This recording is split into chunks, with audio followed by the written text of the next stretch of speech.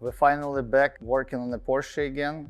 We got all the parts we need and we done a few more things and didn't show it because we want to try to finish everything one shot and show the car complete. But anyway, we're gonna show you today what we got on the suspension going on. So we got finally the parts from FDF shop, the local guys who makes the parts for the drifting.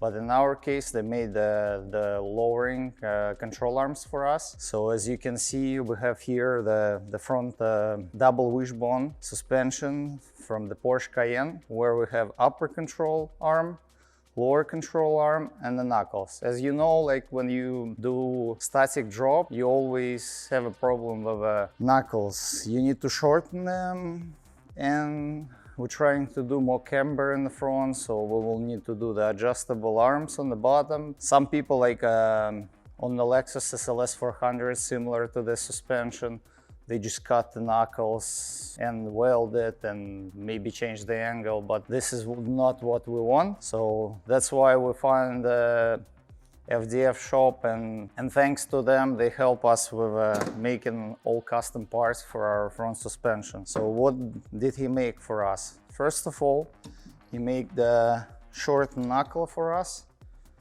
and all using the Heim joints and everything. So for the hub, we're utilizing the 2011 Porsche hub, and because it's not all-wheel drive anymore, so we don't need the axles in the front, it's only rear-wheel drive.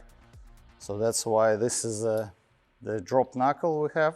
So it's shortened on the top and also the hub relocated higher. Now we're gonna have all suspension working proper and right, because before just dropping on scale coilovers, we was maxed out on upper control arms. When you're using air, it's good because you're not driving on that height, but we're trying to keep as low as possible, so that's why we're using the drop knuckles. And thanks Josiah for making them for us. Also, he makes all lower control arms and upper control arms for us. So we have plenty of adjustments here. As you can see, it's gonna go.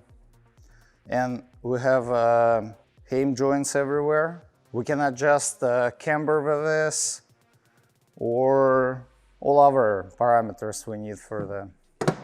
Also, he made for us a lower control arm using the Heim joints too. We can change all parameters with that, and also it's extended already for 2 inches, so it's gonna be more camber.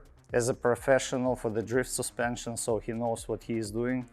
And also we're gonna show you what we did with a rear suspension too. So as you can see, we're using the same color because I want to go with a purple and green all over underneath. And so what we did here, we did adjustable lower control arms and the upper control arms.